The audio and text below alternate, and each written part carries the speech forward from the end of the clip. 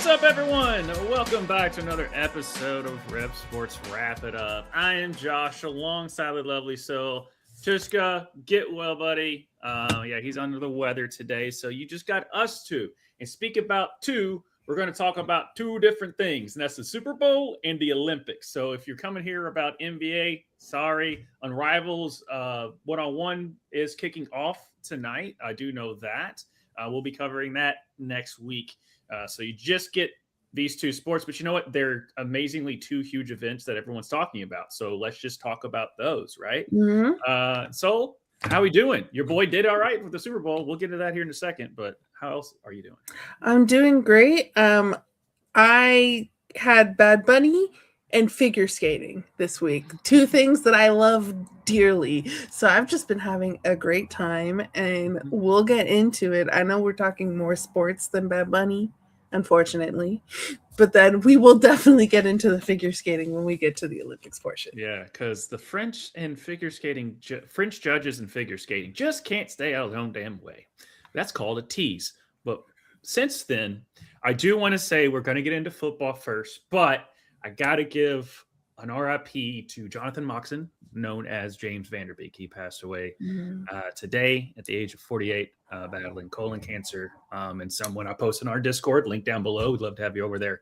But it's a picture of him and Paul Walker. And I was like, oh, that hit me. That got me. Because that was like the millennial movie, right? Yeah. Varsity Blues. So, So I had to take a second. Like everyone at work, I was like, God, they're like, what's wrong? I was like, James Vanderbeek passed away. And they're like, who? And I'm like, just go away. Just go away right now. I just need a moment. But I had to get that out of the way. And you ready to hit the button? Ready to hit it. All right. Fucking hug it, chug it, football. That's right. We are hucking. We are chucking for the last time in another 6 months. I'm not going to be happy about it. But we're going to talk about it anyway.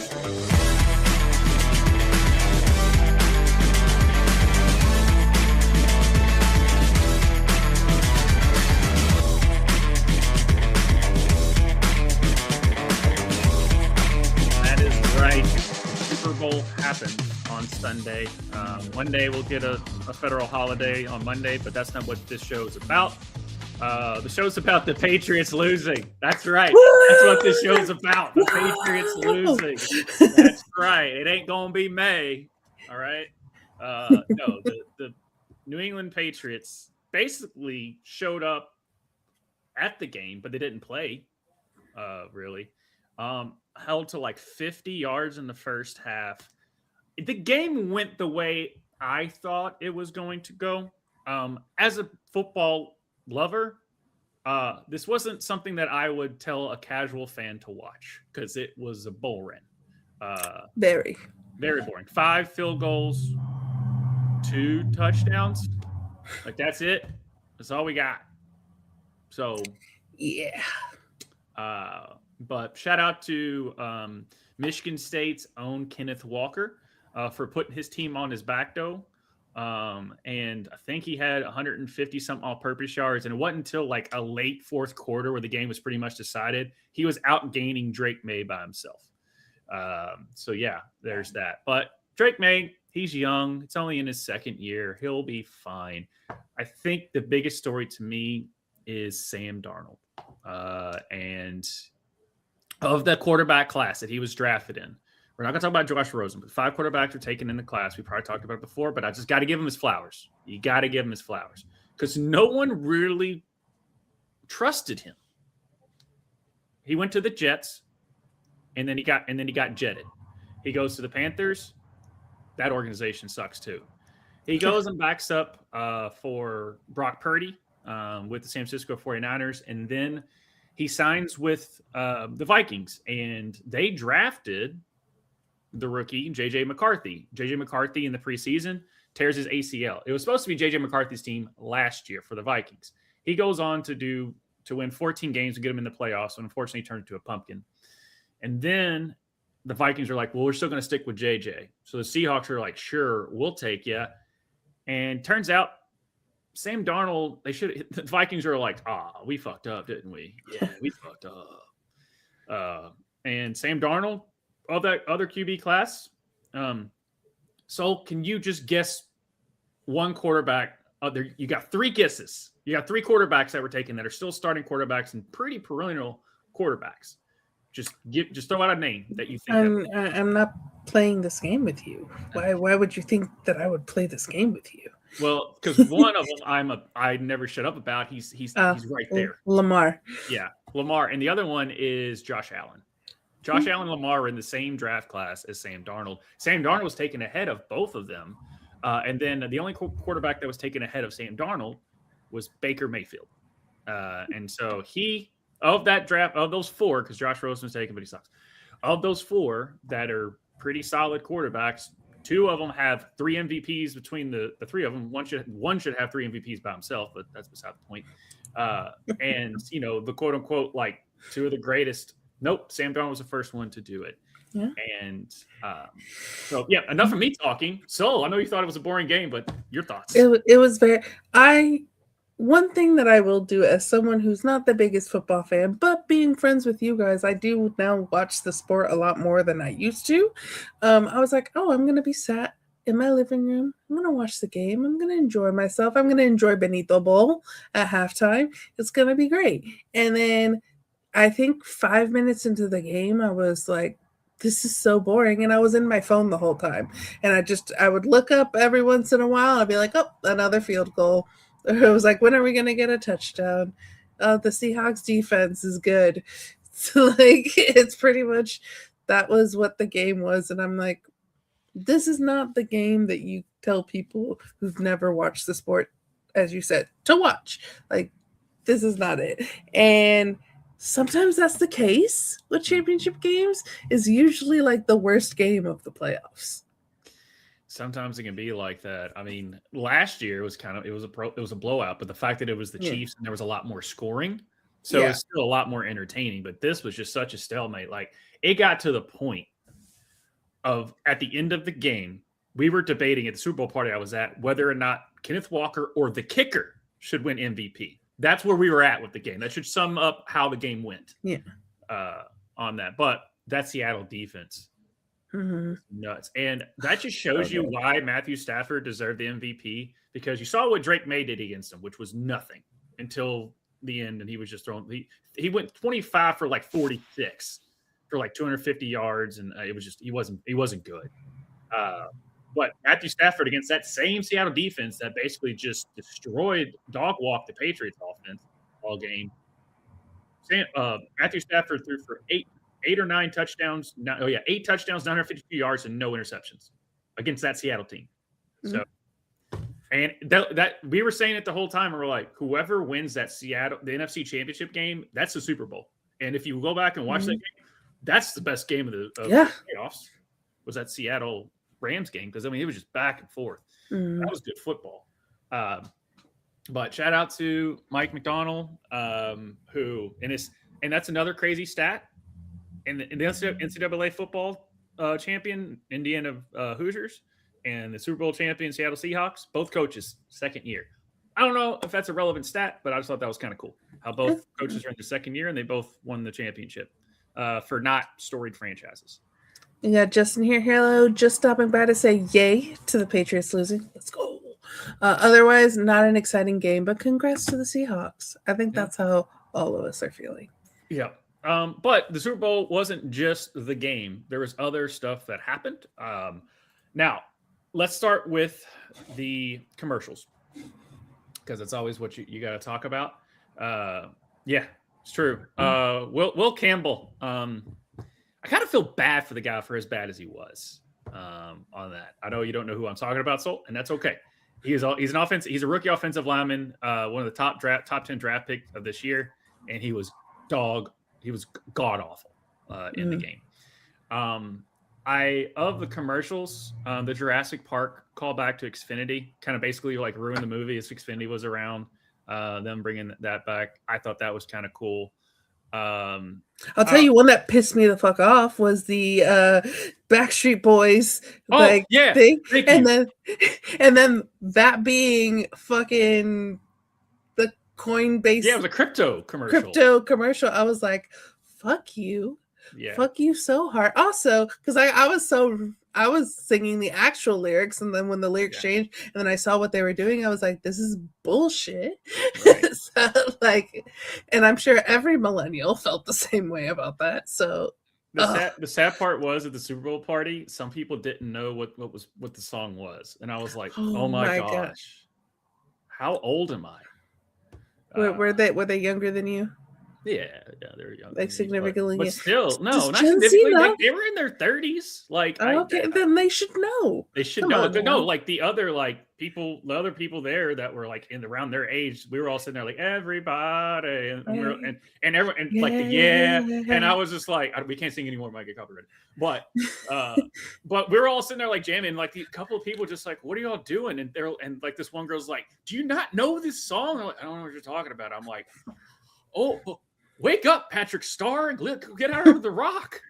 Come on. But yeah, so I would say that one, like, out of all, I would say that might be the best commercial because it's the one that gave me the most emotion because I was viscerally angry after it was crypto. Yeah. Oh, also, I see what you're doing, Ring camera commercial. You try to get one over on us. We're not falling for it. All right. That is some Big Brother BS that we are not going to fall for. But you got me with the dog there for a second, and so you totally threw me off. I'm not going to sit there. I was for a little bit, but my intelligence finally kicked in. And was like, wait a minute, they are tracking us. That is not right. But I'm glad that they found Balto. Yeah. But yeah, overall, the commercials were all right. We're all right. Yeah. Yeah. It's so unfortunate that we've gone from like Super Bowl commercials used to be something that you'd get very excited about to watch, and now it's just really expensive, shitty commercials. Yeah, it's just like, how many celebrities can we put into a shitty commercial? Yeah.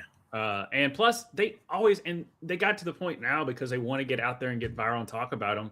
They put them out online like during the week or even a week, like 2 weeks before, like that Ben Stiller commercial has been out. I was like, oh, I didn't realize that was a Super Bowl commercial. I just thought it was just a random thing that I was seeing online. It should be and I know like this is gonna sound so boomer of me. It's like it should be you watch it, and that's the only way you see it is if you're watching it during the game. You see the Super Bowl commercial because that's the way it used to be, and then maybe weeks later you see it again. Yeah. But it should be one of those things that you have to be sat down in your living room to actually see the commercial. Yeah. Yeah. Although my nerd self did display itself because I was sitting there just watching. I looked over. I was like, is that it? I just saw like the nose, and I was like, is that a tauntaun? And some guy was like, no, it's not a tauntaun. And then I saw the guy's armor. I'm like, it's Star Wars. That's a tauntaun. How do I know a tauntaun's nose out of nothing? And that was for the Mandalorian Grogu movie. But I was just like, why do I know that? Oh my gosh. Right. I would say the Dunkin' Donuts one is the best one. Yeah, that was pretty good. Out of all that was pretty good. And I depending what you feel about it, anytime that the Budweiser brings out the Clydesdales, I just love the Clydesdales. I would say that one was like kind of just cool imagery wise. Yeah. It's the best Clydesdale one was the one they were playing football, and they like kicked it over the like electric. I mean oh my gosh, the wire. And I just remember that one's pretty funny. But yeah, we should really get a lot of like the Dunkin' Donuts one. Yeah. Good call there, Ryan, on that. But Justin also agreeing Dunkin' one was good. Now let's get to the part that was meant for Soul, and that is Bad Bunny. I was at a Super Bowl party where the volume on the TV wasn't good at all. Like he had it all the way up to as loud as it goes, and we still really couldn't hear what was going on. But I did like the themes. I thought it flowed really well. I did like that that the actual like grass was a human just standing there. I thought that was funny. Shout out to Kiki Hernandez. We just found out was one of the people that did it. But no, I thought it was very well. I thought it was paced well, shot well, produced well.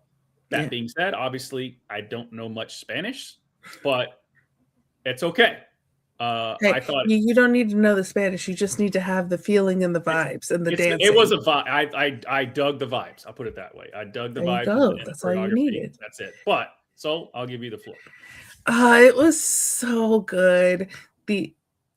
Just all the symbols and that, like, I could have like a full-on dissertation of everything that like I watched on screen, and it was so Latino. It was so Puerto Rican. I'm not Puerto Rican. I'm Cuban, but everything that you saw on screen, the fact too that he brought out Ricky Martin, who he himself, when he was coming into like on the scene, he had to assimilate and be less Latino, sang more in English, and then he's there singing the song about not wanting Puerto Rico to end up like Hawaii, which Hawaii was its own kingdom before the United States made it a state.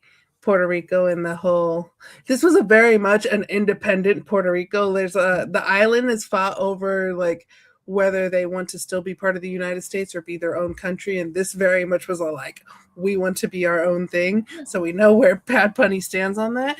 But so to have Ricky Martin sing that song, to have the Casita with like Cardi B, Young Miko, Jessica Alba, Carol G, Pedro Pascal, like just there seeing all these like Latinos that are in the culture and that are successful. It was cool to see them on stage. I thought for a second that Cardi B was going to perform when I first saw her, but nope, she was just there to have a good ass time. And the choreography was great. My favorite at the end was when he said, "God bless America," and then he said, "All the countries in the Americas." And outside of the United States, I have family that lives in Mexico. When you go in, I don't know if I've only been to Canada once, so I don't know how Canadians feel about this, but like Mexico down, they all view, they're like, hey, we live in the Americas, we're all American. Mm-hmm. And so like it's really ignorant of people from the US to say that they're the only Americans. So then to have that on stage saying like with his football saying, together we are American, and then in English it's saying the best way to fight fear is with love. So this was just a celebration of love. It was a celebration of our culture. It was a celebration of just joy being resilient, and joy being a great way to fight against the evils of the world. So that's bad people want to take your joy away. And this show is just like, no, we're not going to let them. We're still going to be joyful completely in who we are. Yeah. So I fucking loved it. It was about love. Literally a couple got married. Like, yeah, for real, legit got married. Yeah. Yeah, it was I like the wedding was real. Yeah.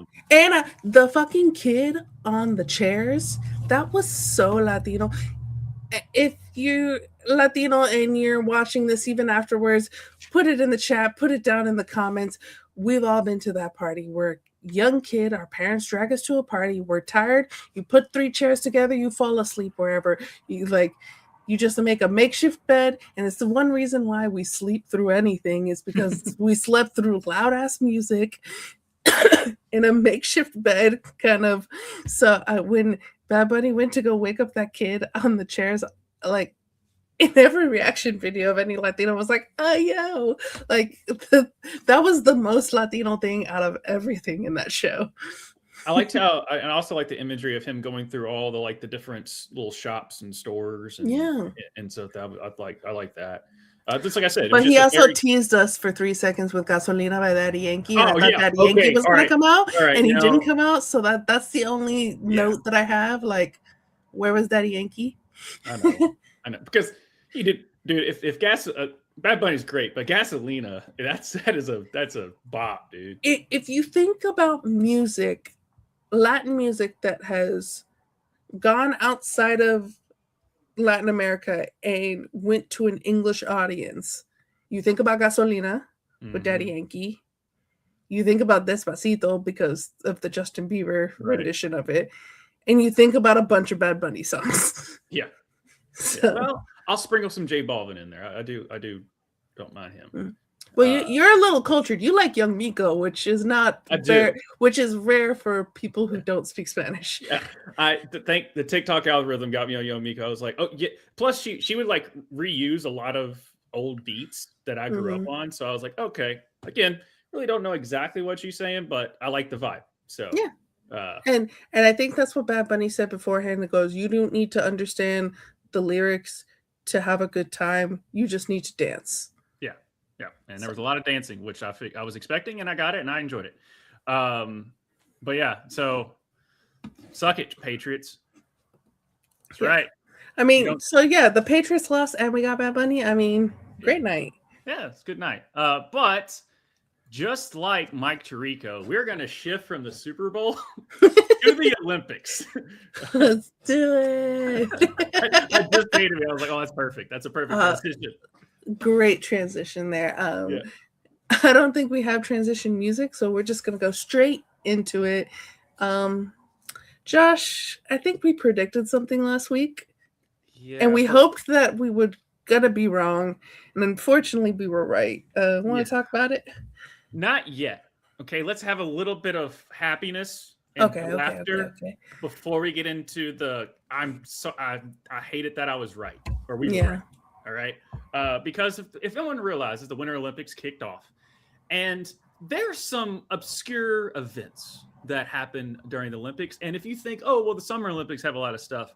No, our buddy here on TikTok, Black Mac, I think is his name. He kind of breaks down the difference of the type of events that happen. We'll just get everyone to run from like here to there, and we'll just see who's the fastest. We should make these ski off a giant man-made cliff. They'll fly like 100 meters through the air at like 80, 90 kilometers per hour, and then they have to land it. I think I speak for everyone when I say I'd really like to know who can throw a giant toothpick the furthest. What if we just shove like 4 of them in an open-air coffin and slide it down an icy track? Fastest coffin wins. Guys, what if we did breakdancing this year? I don't think I'm the only one here who wants to see them basically just lie down on a toboggan and then fucking yeet themselves down a hill. We'll call it the luge. Wait, I have a better idea. We do the exact same thing, but we send them down head first. So similar to what I was saying before, but they're swimming. Oh, and they'll get their own lane, so no one's going to bump into each other. That would be dangerous. Make them strap razor-sharp knives to the bottom of their feet and race in circles. So the whole point is they might get cut by the other person's razors because there's no lanes. Fine, they can wear a helmet, but the only other protection they have is just skin-tight lycra. No, hear me out. It's sort of like sassy tennis. I want you to build a giant snowy half-pipe and make them do tricks. So we had the run from here to there. What if they went like a little bit further? And finally, glorified ice rugby with sticks that you can use as weapons and a ball that's so hard it'll cave your face in if it hits you. I guess maybe we go, like, make them run a little bit further than the last time. And the cherry on top, punching each other in the face is encouraged. Okay, well, maybe we'll just get everyone... So that's just a difference in that. I just thought it was hilarious. It's like we just run from here to there. I don't know why I'm doing his accent. I mean, there's been a lot of joking online about how every Summer Olympics, people are like, if you really want to show how difficult these things in the Summer Olympics, we should just have a regular average Joe go out there and try to do the thing first, and then there people were like, yeah, in the Winter Olympics they'd fucking die if they tried to do any of the sports except for maybe curling. Shout out to the guy who went uphill on skis and running a sub 6-minute mile somehow. The memes so good. They write themselves, because especially him just go, just whatever. But that's all right. We've avoided it long enough. Unfortunately, our fears came true. Lindsey Vonn crashed again. Vonn, 41, crashed 13 seconds into her run during Sunday's race at the Milan Cortina Games and was airlifted off the course by a helicopter. She said late Monday she had suffered a complex tibia fracture that is currently stable, but will require multiple surgeries to fix properly. Vonn, who holds the record of 12 World Cup victories in Cortina, returned to ski racing in December 2024 following surgery to insert a partial a partial titanium replacement in her right knee in April of that year. 9 days after Sunday's crash, Vaughn ruptured the ACL in her left knee in another crash. Vaughn posted an update on Instagram that included photos of her giving a thumbs up sign in her hospital bed with a metal frame attached to her leg saying, "I had my third surgery today and it was successful. Success today has completely different meaning than it did a few days ago. I'm making progress, and while it is slow, I know I will be okay." We're not, well, let me pull that up. I want to bring up that picture of her sitting in her bed, and I'm going to find it. But in the meantime, so your thoughts? Yeah, this was one, and people are saying that it wasn't like the ACL that was crash, it was like the stick. But either way, we were saying the worst case scenario would be for her to hurt herself even further. And you think about that she had the partial replacement on her right knee, ACL on her left knee. Now you have this crash. And sometimes with athletes, I think someone needs to step in and say, and save them from themselves.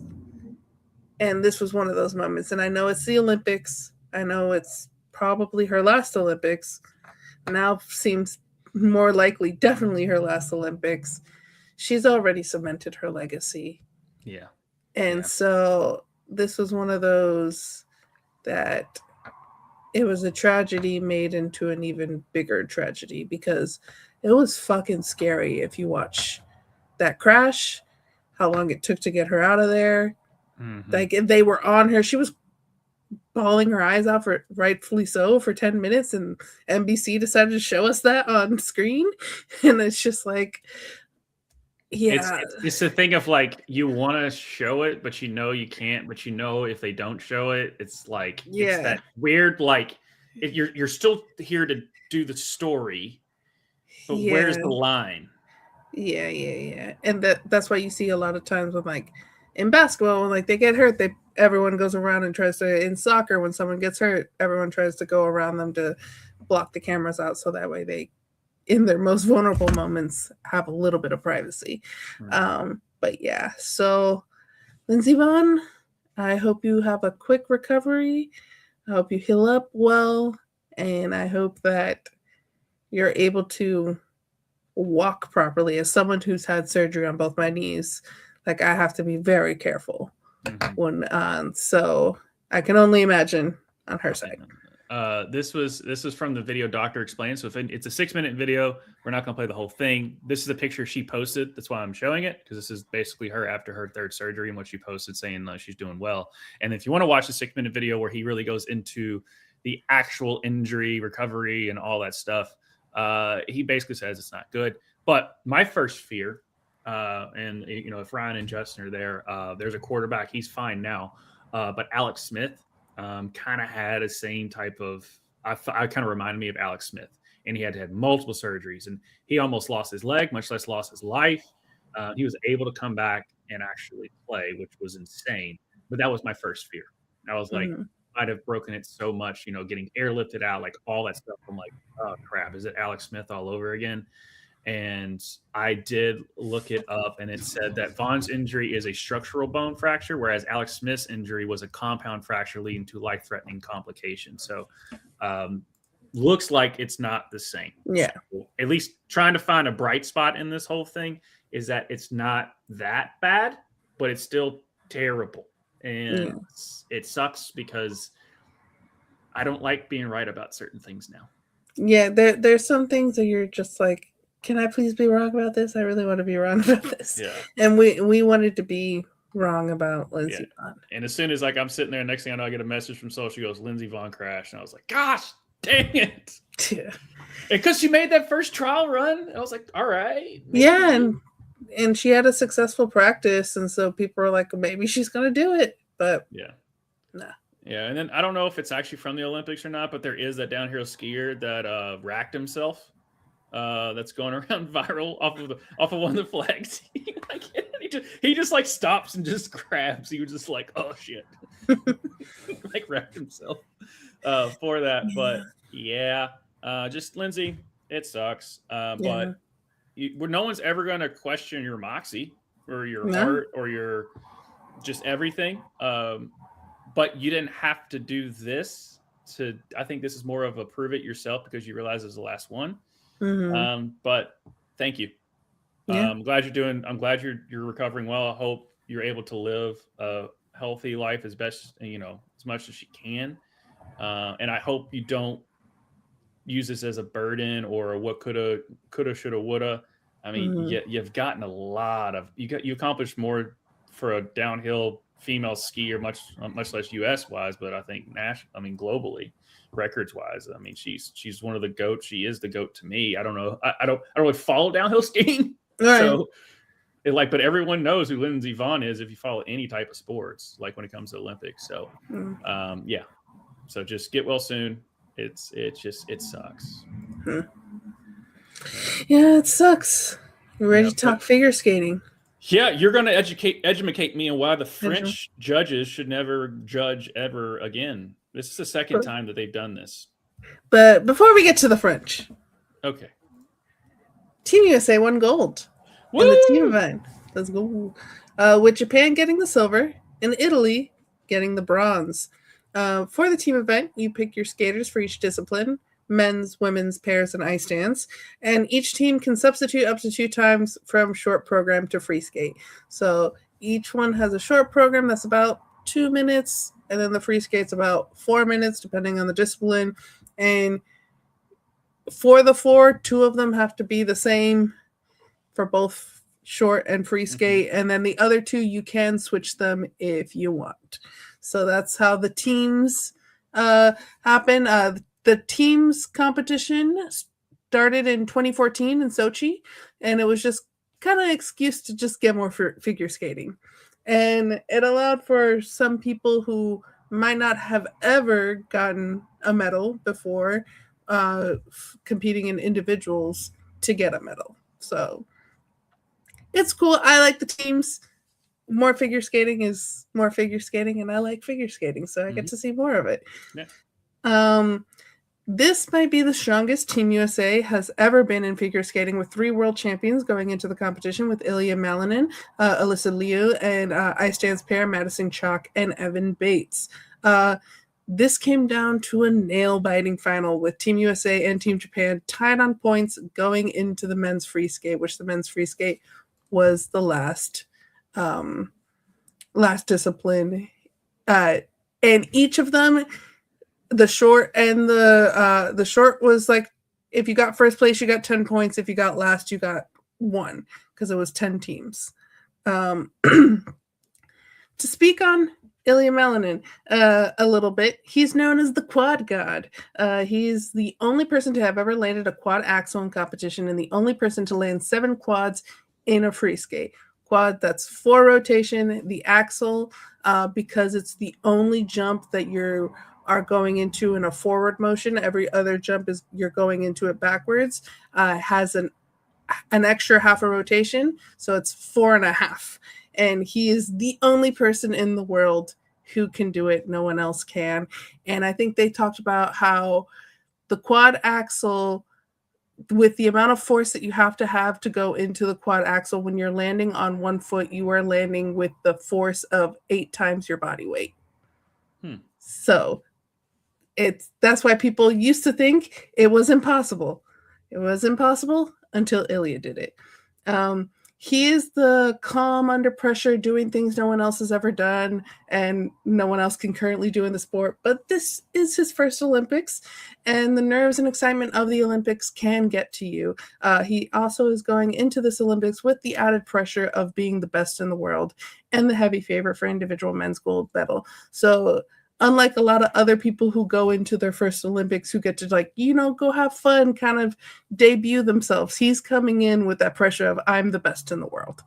And so I have to be the best. I can't mess up. And he did have a little hiccups here and there in the team program. Yeah. And when's the individual stuff?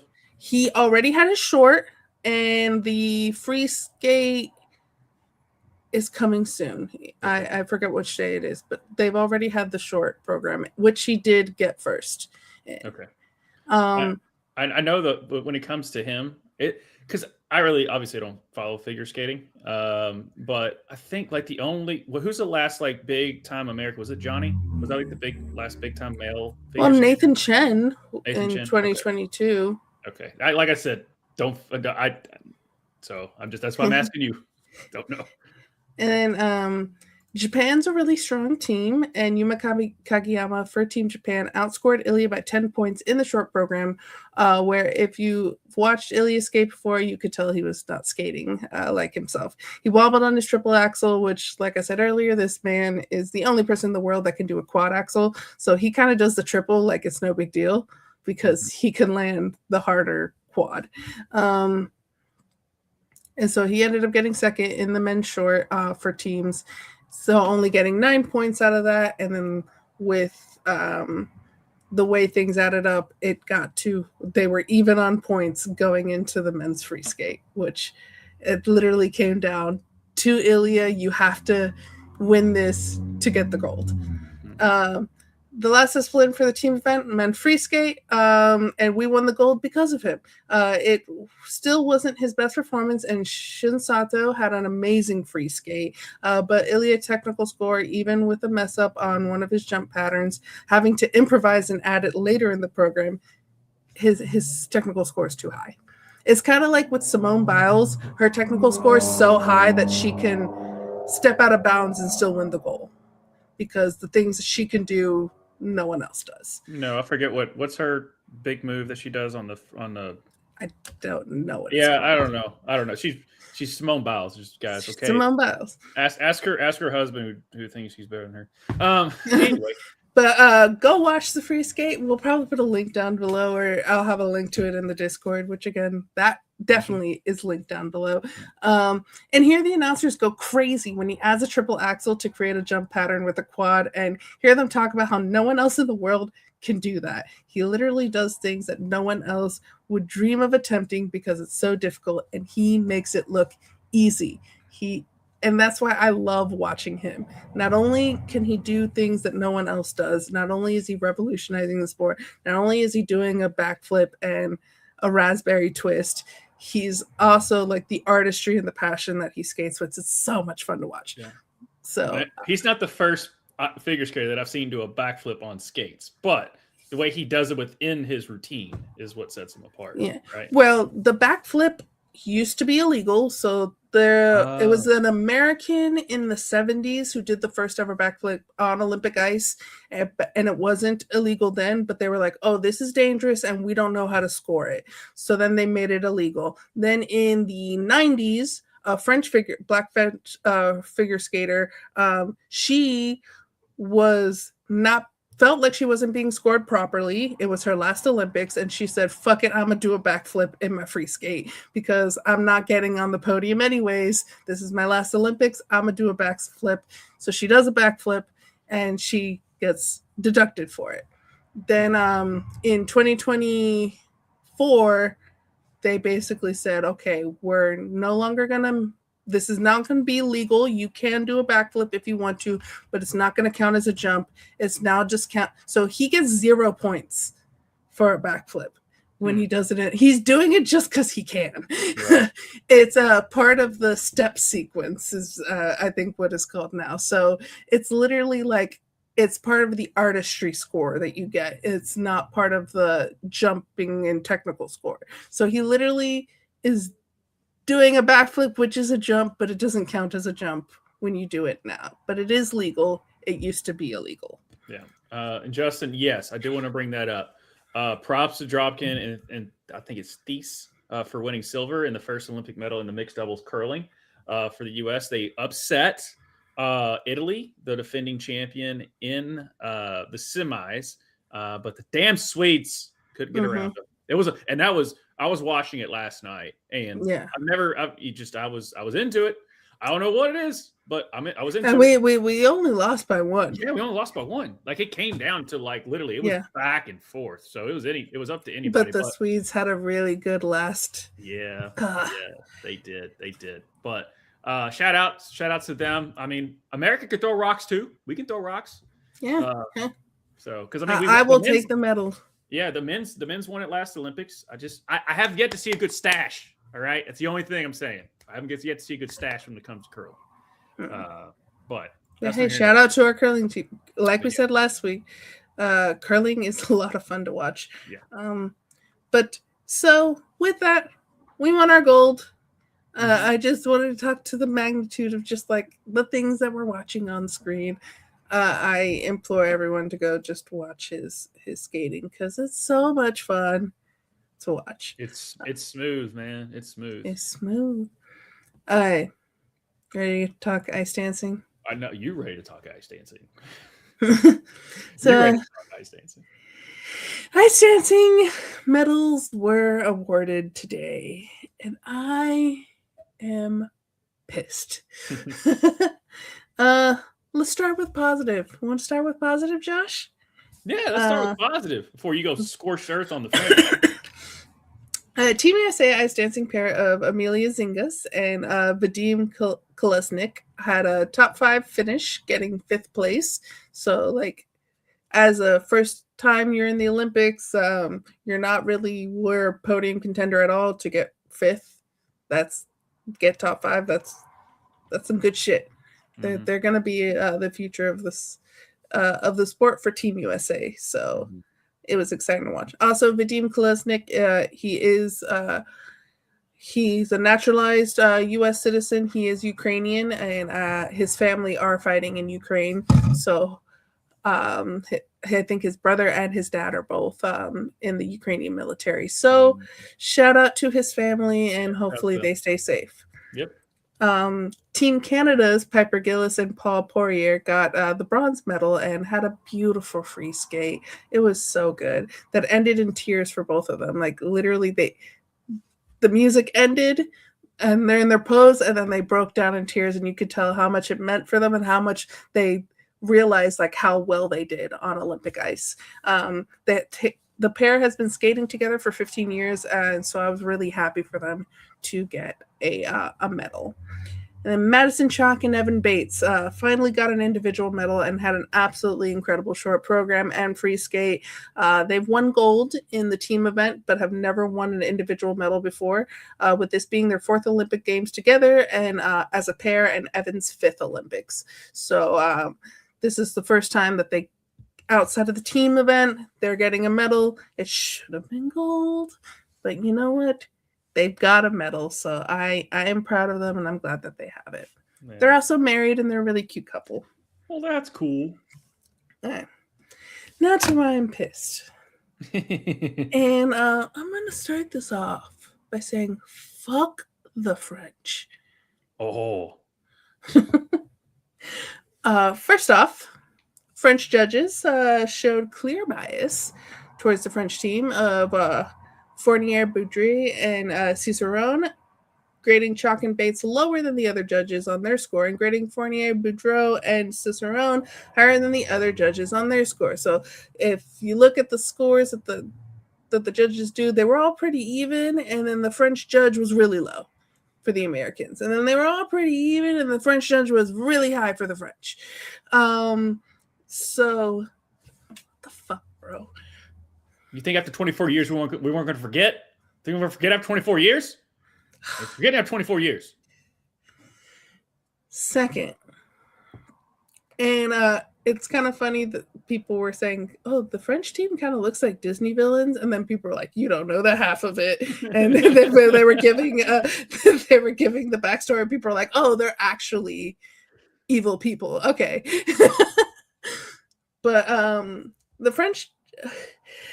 Cicerone, who won gold in Beijing with Gabriel Papadakis, former partner, Papadakis came forward with some allegations on Cicerone, saying he was controlling and demanding. Quote, "The idea of being alone with him terrifies me. His attitude throws me off balance. Sometimes he ignores me. Sometimes he plays the best friend as if nothing were wrong.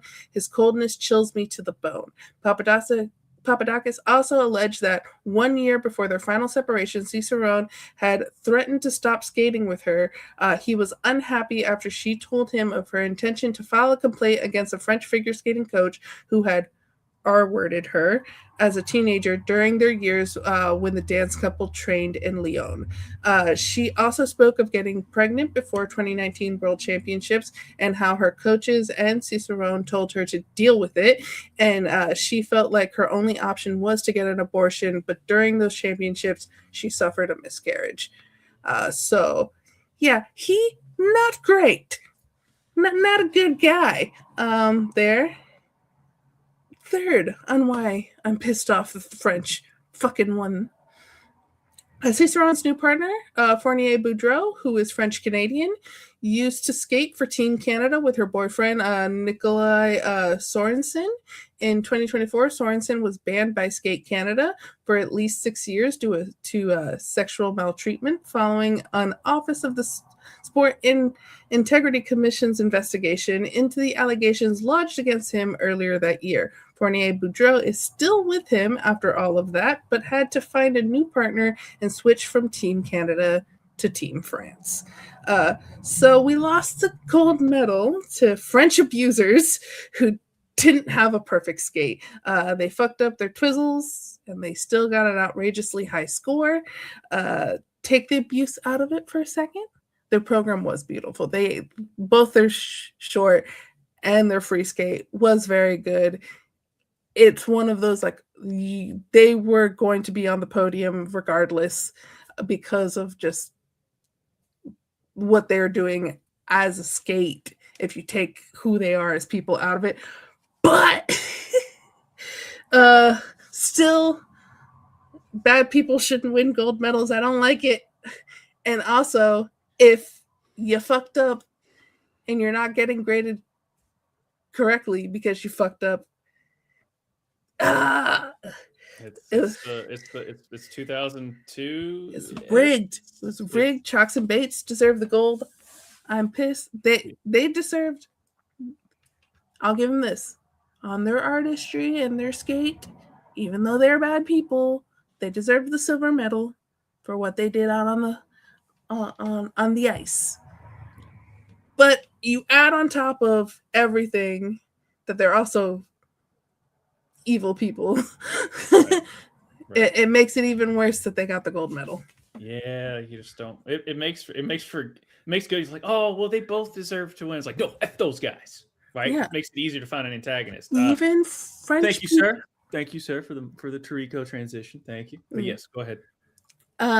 Even French people were wanting them to not win the gold. Right. People, French figure skating fans were like, fuck these guys. Right. So that tells you everything you need to know. That with us, we root Team USA all the way. Even if we don't like the people, we still root for our country. So to make you go, I'm not rooting for this person, even when they're representing your country, that means that it has to be bad. I get that reference. I understood that reference. People who are intolerant of other people and the Dutch.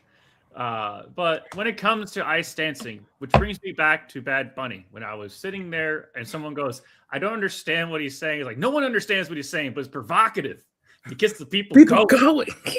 I was like, and no one laughed. I'm like, come on, that was good. It's low hanging fruit, but it was good.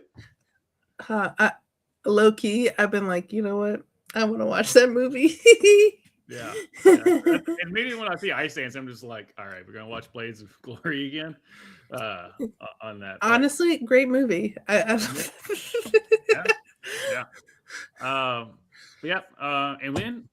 but we do have some Americans winning golds. So, which is Breezy Johnson won gold in women's downhill. Elizabeth Limley won gold in women's moguls freestyle skiing. I do know what a mogul is. I do know that. With Jalen Koff getting the silver, and Jordan Stoltz won gold in men's 100-meter speed skating. So congratulations. 1,000 meters. Sorry, I missed a zero. Congratulations. Now going back, I want you to educate the people, mainly me, not just because it's fun to say, but what the hell is a twizzle? That's not a candy.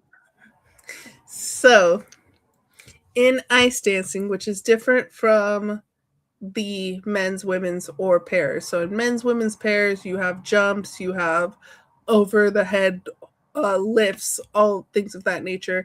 In ice dancing, you do not have that. There's no jumps, there's no over the head lifts. You do lift your partner up, but you're not lifting them up like this. Right. And so a twizzle is when they're spinning like this on the ice, and it has to be in complete unison. And like literally real close to each other. They're really so it's almost like you could possibly hit the other person by accident, but you're supposed to. The closer you are together to your partner, the higher the grade of execution is, the higher your points can be. So in his twizzle, when they were spinning in unison, he ended early, and kind of so it should have been downgraded in the grade of execution, and it wasn't. Okay, so it's kind of like, you know, when you go see an air show and like the planes are like doing this, but they're very close to each other. Yeah, type of thing. So yeah, they're really close to each other, and they're spinning in unison, and they and you're supposed to. You're on one foot and you're going like across the ice, kind of. Gotcha. Okay. Yeah. The twizzle dance. Yeah. We're ready for Little Baby or something to come out with that one. But and then also Jetta Leerdman for Norway. No, the Dutch. Sorry, Netherlands. She won and made people think, is Jake Paul actually have a heart? You take that what you want, but he was bawling his eyes out. You know what I really hated though is that there was a lot of. She won the gold. She broke the Olympic record. It should be her. It should be, when people are reporting it, the titles of their articles should have her name first, and instead it's Jake Paul's girlfriend. He had nothing. Okay, well, push the glasses up. He had nothing to do with it. Yeah. So you had this fucking loser's name when she literally just broke an Olympic record. But you know what? Her name, his name shouldn't even be. His name should be in the article. It should not be in the title. Yeah, but his name draws clicks, and that's what it's about. Unfortunately, that's but that's just so. It's her accomplishment. It should be about her. One, it's her accomplishment. It should be about her. Two, it's you're putting a man before a woman, and the woman who has achieved so much more than he ever had. So, you know. I'm telling you the game. I'm not saying I agree with it. I'm just telling you. You don't need to tell me the game. I know the game. You don't need to mansplain me, Josh. No, I'm just kidding. It's all about the game, and now you're playing. So speaking about that, tomorrow night, me and Justin Toner will be talking about Ruckus Wrestling at 8 o'clock Central, 9 o'clock Eastern. Tune in tomorrow as we break down the week that is in wrestling. Good stuff going on there. And even though we're going to talk about the NHL, we're still going to light some lamps about the Olympics and our girls kicking that Canadian ass. Kicking that Canadian ass. That's right. Shook girlies. Great.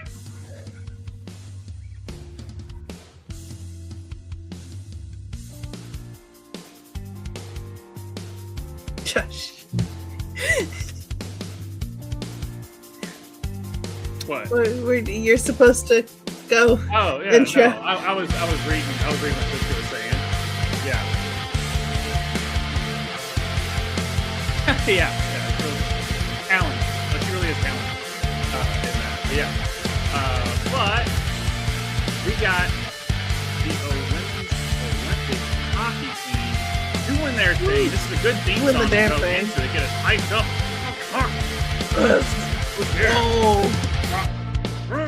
Fighting and shit. It's legal. Shout out to our female hockey team.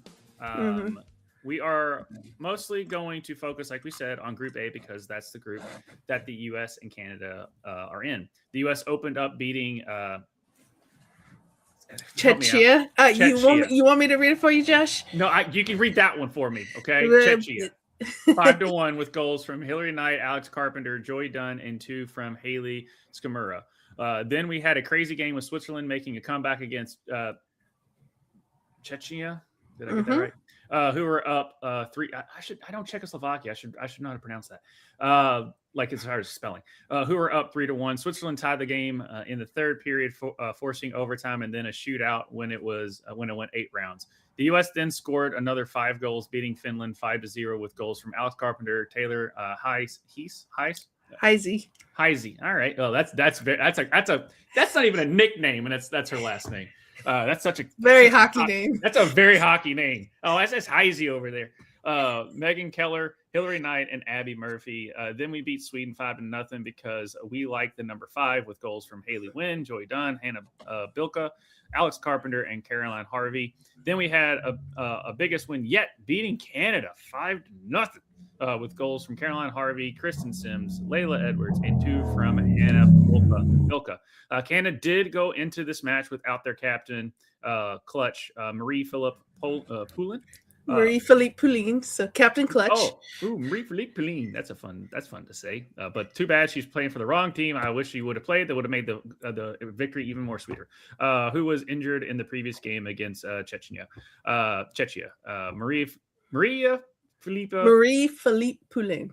Marie-Philippe Poulin is arguably the best women's hockey player in the world, but Team USA is stacked on the women's side. This is the first time ever that the Canadian women haven't scored a goal in an Olympic match. That's right. You invent the sport, we kick your ass in it.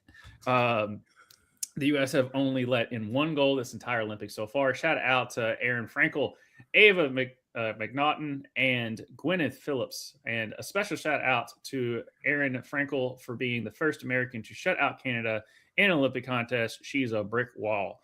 The U.S. Brick. Yeah, wall.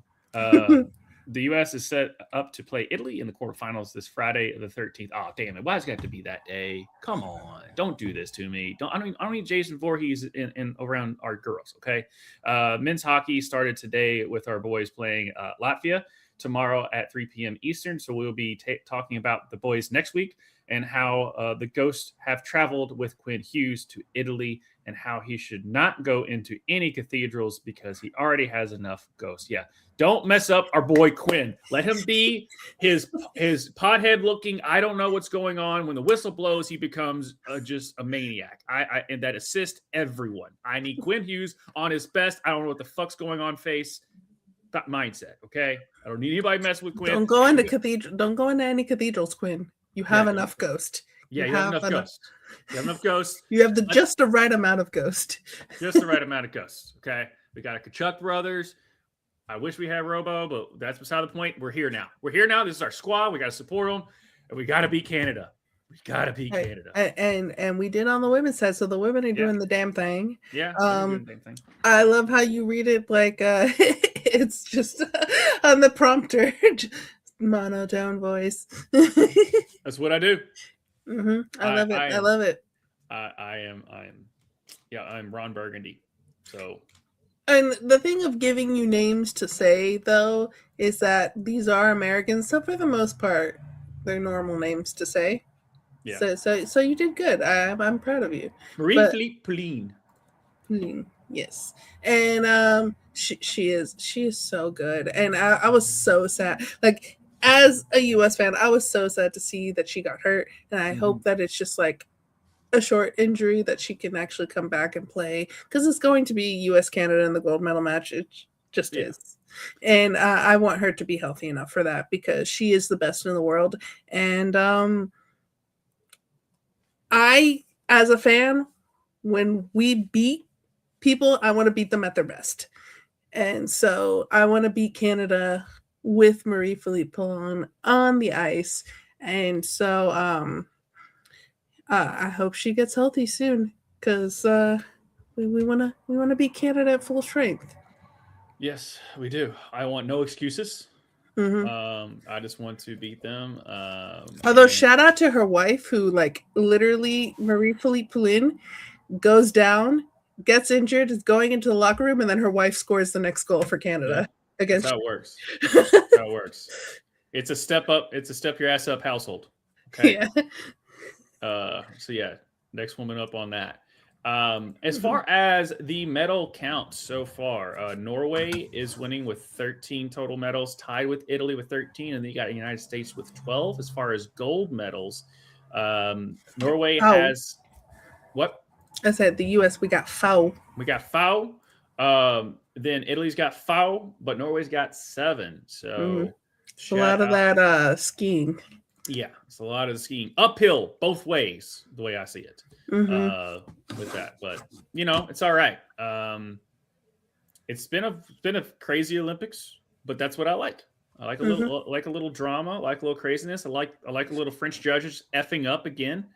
I'm not saying I like it, but it's just it adds intrigue. A reason to shit on the French. Yeah, a reason to shit on the French.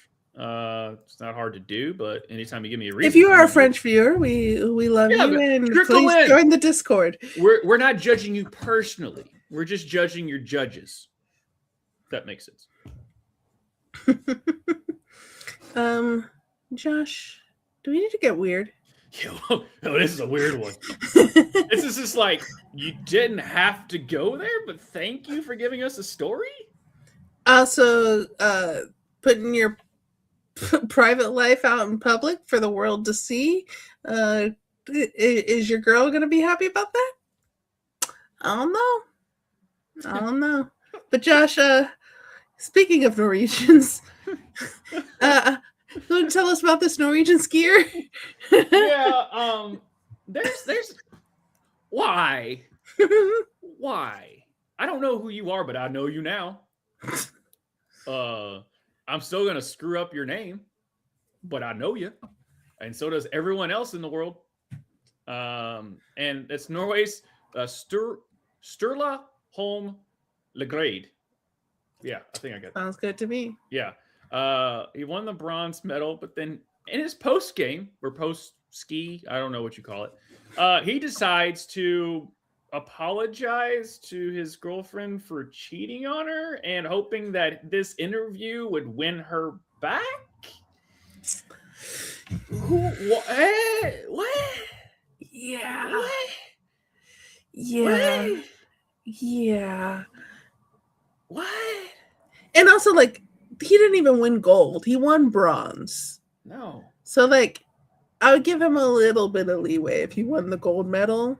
But he won bronze. And I think the gold medal was also a fellow Norwegian on his team.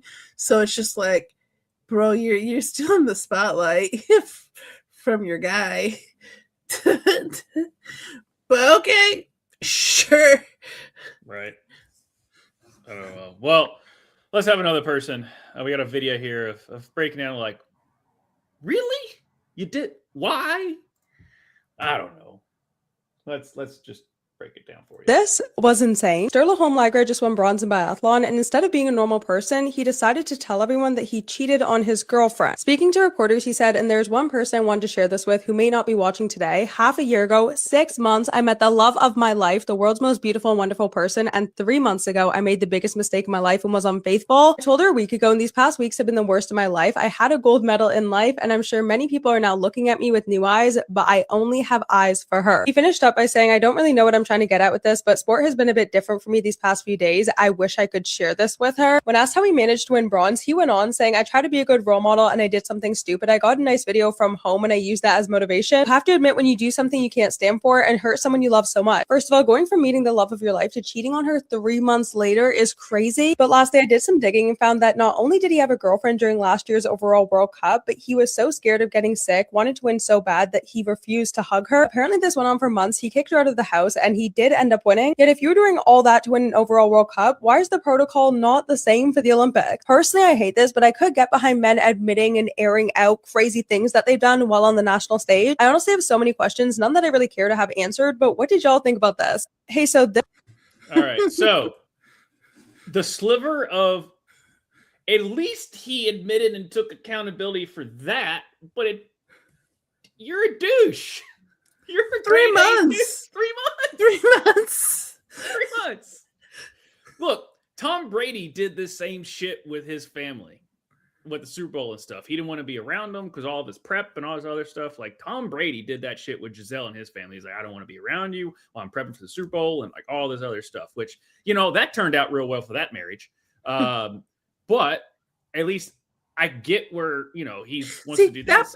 To me, telling your significant other, hey, I have a world championship and I need to get locked in. Right. Leave me alone.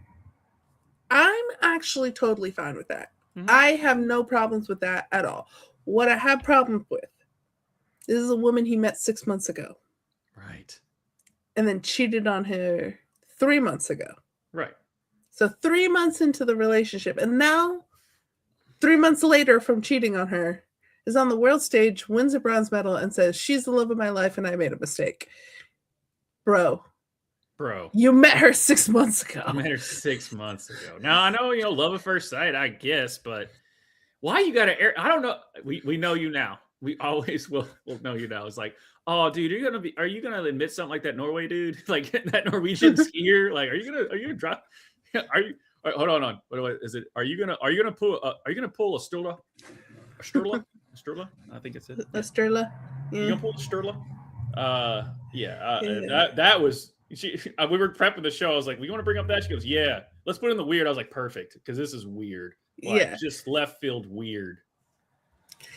Yeah, and again, I don't know if he said her name. I don't think he did, but still, airing your dirty laundry that she now is in the public eye, possibly because of this. I don't like that personally. So that's another strike against him. Yeah. Because now people are going to look her up and be like, you cheated on her? And she's like, I don't want to be a part of this conversation. Yes.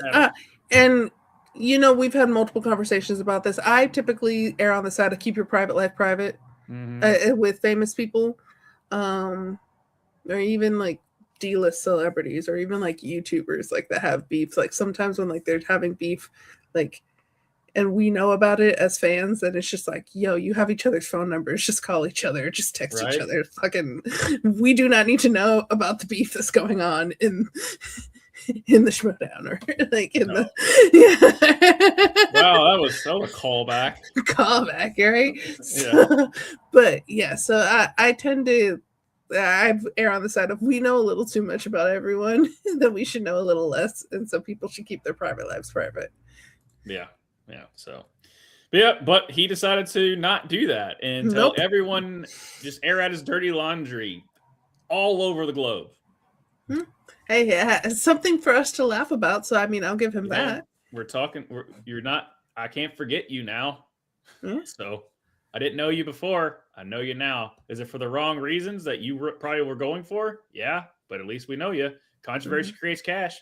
Maybe it's a weird thing of him doing this, and the next thing you know, he might get some weird endorsement out of it. I doubt it, but at least we know him. Who knows? But I don't know. Josh, I think it's time for Sports Meme of the Week. Sports Meme of the Week. Yeah. Drake's been down bad the past 2 Super Bowls, haven't he? Mm-hmm. I'm not saying the same person, but yeah, it was the worst Super Bowl for a guy named Drake since last year. Yeah. Now, which Drake do you think had a worse time? Yes. Yeah. I think the previous Drake did, because he literally, like, people were like, who won? I'm like, one guy went on to tell you, hey, what's up, man? I'm at the Super Bowl. I'm doing the halftime show. I'm selling out concerts, and everyone's yelling A minor. Everyone's yelling A minor. The other guy just happened to have the name Drake and had a terrible, terrible, terrible playoffs. I would say the former is having a worse time. Drake May's gonna be Drake May's fine. He's gonna be fine. So let us know who you think which Drake had the worst time. Let us know in the comments down below. Yeah, let us know in the comments down below. But I don't know about that. But Josh, where can the people find us? A house that bores together, scores together. Yeah, it's true. Talking about the hockey couple. The people can find us, like I said, me and Justin will be doing our Ruckus Wrestling tomorrow at 8 o'clock Central, 9 o'clock Eastern, breaking out everything that is in the world of wrestling.